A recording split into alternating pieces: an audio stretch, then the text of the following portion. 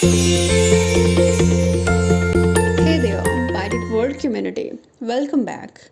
If you have just joined us, we have been covering some essential topics in cellular respiration, starting with glycolysis, the first step in breaking down glucose to generate energy. If you haven't seen that video yet, definitely check it out before watching this one.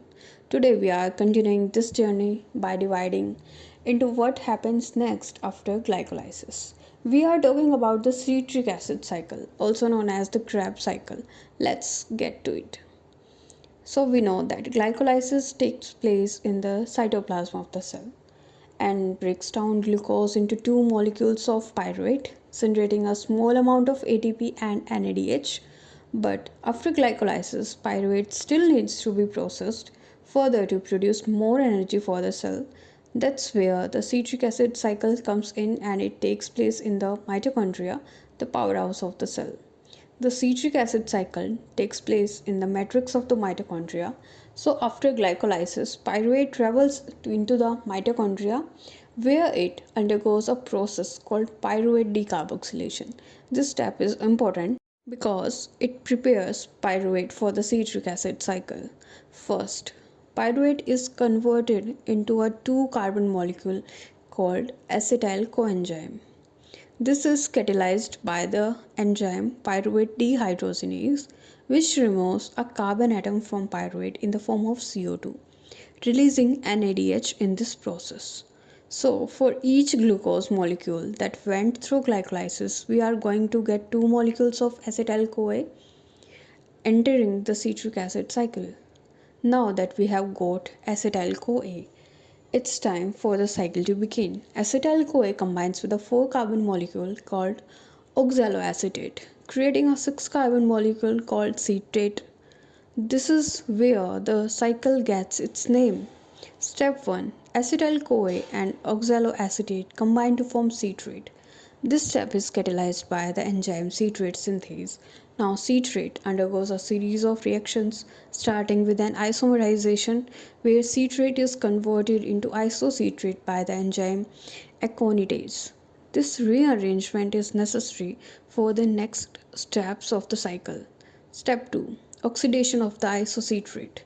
Isocitrate is oxidized, losing electrons to NAD positive, which gets reduced to form NADH.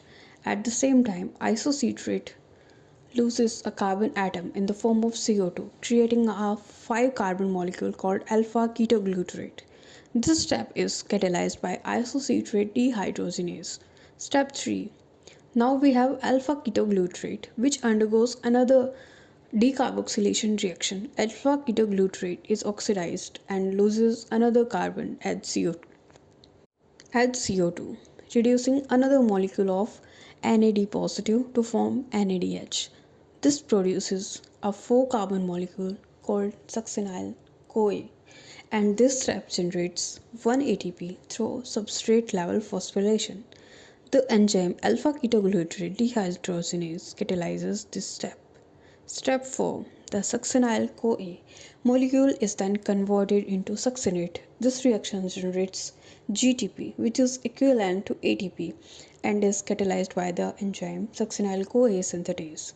Step 5. Now, succinate undergoes oxidation to form fumarate. This reaction is catalyzed by succinate dehydrogenase and reduces FAD to form FADH2. Energy carrier that will later be used to generate ATP in the electron transport chain. Step 6. The next step is the hydration of fumarate to form malate, catalyzed by the enzyme.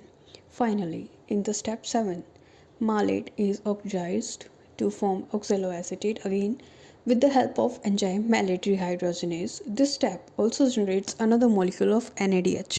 And that's it.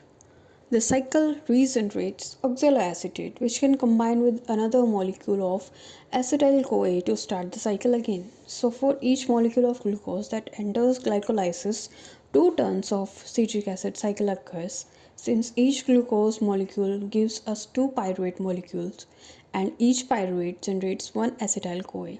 So, to summarize, the citric acid cycle is a crucial part of aerobic cellular respiration. It takes The acetyl-CoA produced from glycolysis and break it down, generating NADH, FADH2, ATP, and CO2, which will then feed into the electron transport chain for one more ATP production. It's the powerhouse of energy production, literally fueling the cell's activities. And the best part? It's all happening in the mitochondria, where all the energy gets harnessed. If you found this breakdown of the citric acid cycle helpful, make sure to like, subscribe, and hit the notification bell so you never miss a biology breakdown like this one. Drop your questions on thoughts in the comment and let's know what other topics you would like to explore next.